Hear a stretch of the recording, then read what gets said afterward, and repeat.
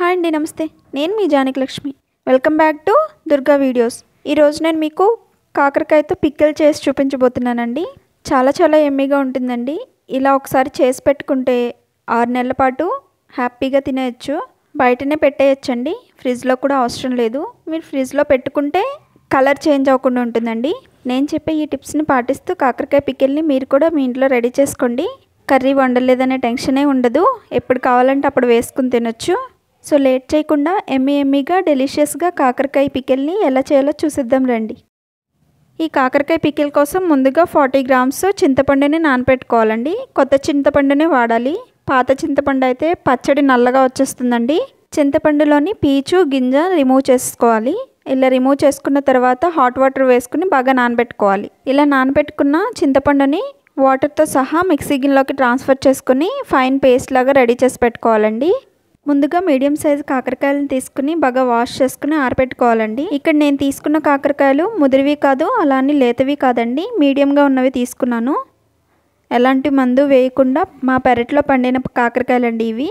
కాకరకాయలని ఇలా రౌండ్గా కట్ చేసుకుని ముదిరివి ఏమైనా ఉంటే గింజలు రిమూవ్ చేసేయాలండి. ఇలా కట్ చేసి పెట్టుకున్న పీసెస్ని 2-3 గంటల పాటు బాగా ఆరనివ్వాలండి.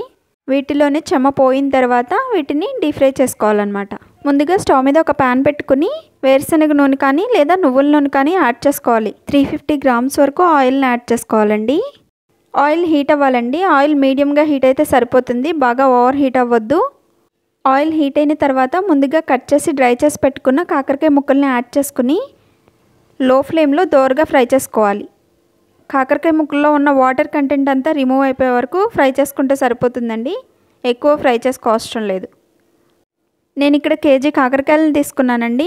మీరు కేజీ కాకరకాయలను తీసుకుంటే సేమ్ క్వాంటిటీ యాడ్ చేసుకోండి. లేదు అనుకుంటే మీరు 1/2 కేజీ తీసుకున్నట్లయితే ఇంగ్రీడియంట్స్ అనేది తగ్గించుకోండి, సరిపోతుంది. ఇక్కడ నాకు ఫస్ట్ వాయ్ వచ్చేసి ఇలా కొంచెం కలర్ వచ్చేసినాయండి. ఇంత కలర్ అవసరం లేదు, మీకు కావాలంటే కూడా ఇంత కలర్గానే చేసుకోవచ్చు, కాకపోతే కొంచెం క్రిస్పీగా అనిపిస్తాయి అన్నమాట. ఈ కాకరకాయలని కొంచెం లైట్ షేడ్ వచ్చే వరకు ఫ్రై చేసుకోండి, సరిపోతుంది. ఎలా ఉన్నా కూడా టేస్ట్ బాగుంటుందండి. ఇదే ఆయిల్లో క్రష్ చేసిన వెల్లుల్లిని కూడా యాడ్ చేసుకుని దోరగా ఫ్రై చేసుకోవాలి. వెల్లుల్లి కాస్త గోల్డెన్ కలర్ వచ్చేంత వరకు ఫ్రై చేసుకోవాలండి. అలాగే 1 టేబుల్ స్పూన్ వరకు ఆవాలు, 3 ఎండుమిర్చిని కూడా యాడ్ చేసుకుని దోరగా ఫ్రై చేసుకోవాలి. వెల్లుల్లి, ఆవాలు, ఎండుమిర్చి వేగిన తర్వాత మంచి సువాసన వస్తుందండి. అప్పుడు దీనిలోకి ముందుగా రెడీ చేసి పెట్టుకున్న చింతపండు గుజ్జును కూడా యాడ్ చేసుకుని చింతపండు గుజ్జులోని వాటర్ కంటెంట్ రిమూవ్ అయిపోయేంత వరకు బాగా ఫ్రై చేసుకోవాలి. ఇదంతా లో ఫ్లేమ్ మీదే చేసుకోవాలండి. చింతపండు మాడిపోతుంది, మాడిపోతే టేస్ట్ మారిపోతుంది, బాగోదు. ఈ విధంగా లో ఫ్లేమ్లో కలుపుకుంటూ ఈవెన్గా ఫ్రై చేసుకోవాలి.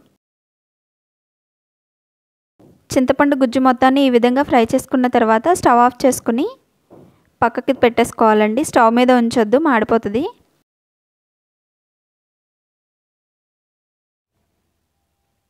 చూసారు కదా, ఆయిల్ మొత్తం కంప్లీట్గా చల్లారిపోయిందండి. ఇలా చల్లారిన తర్వాత దీనిలోకి 40 గ్రామ్స్ వరకు సాల్ట్ని యాడ్ చేసుకోవాలండి. అలాగే 1 టీ స్పూన్ వరకు పసుపుని కూడా యాడ్ చేసుకోవాలి.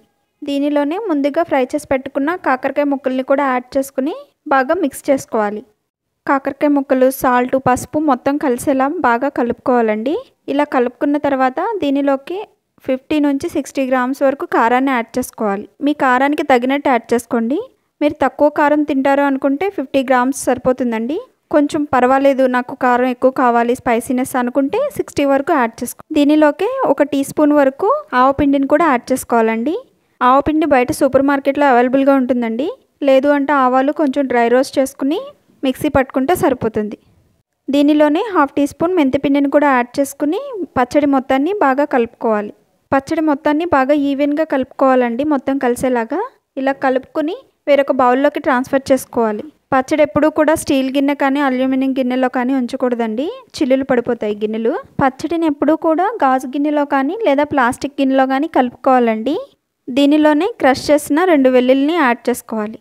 నేను ఫుల్గా 2 వెల్లుల్లిని యాడ్ చేసుకున్నానండి. ఇలా వెల్లుల్లి యాడ్ చేసుకోవడం వల్ల టేస్ట్ ఎన్హాన్స్ అవుతుందండి, చాలా బాగుంటుంది. సెకండ్ డే ఒకసారి పచ్చడిని బాగా కలుపుకుని సాల్ట్, కారం సరిపోయే లేదో చూసుకోవాలండి. ఇన్ కేస్ సరిపోకపోతే అడ్జస్ట్ చేసుకోవచ్చు ఈ టైంలో.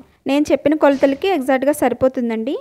ఈ పచ్చడిని జాడీలో కానీ లేదా గాజు సీసాల్లో కానీ స్టోర్ చేసుకుని పెట్టుకుంటే 6 మంత్స్ పాటు కూడా ఫ్రెష్గానే ఉంటుందండి, అస్సలు పాడవదు. ఇంకొక చిన్న విషయం ఏంటంటే పచ్చడికి అస్సలు తడి తగలకూడదండి, తడి తగిలితే పాడైపోతుంది. మోస్ట్లీ పచ్చడి పాడైంది అంటే తడి వల్లే పాడవుతుందండి. సో తడి లేకుండా మీరు ఫస్ట్ స్టార్టింగ్ దగ్గర నుంచి కూడా జాగ్రత్తగా చేసుకోండి. సో చూసారు కదా కాకరకాయ పికిల్ని ఎలా చేసుకోవాలో. మీరు కూడా మీ ఇంట్లో ట్రై చేసి మీకు ఎలా వచ్చిందో మీ ఫీడ్బ్యాక్ని నాతో షేర్ చేయండి. వీడియో నచ్చితే లైక్ చేసి మీ ఫ్రెండ్స్ అండ్ రిలేటివ్స్కి షేర్ చేయండి. మరిన్ని సింపుల్ అండ్ క్విక్ రెసిపీస్ కోసం దుర్గా వీడియోస్ ఛానల్ని సబ్స్క్రైబ్ చేసుకోండి. Thank you for watching.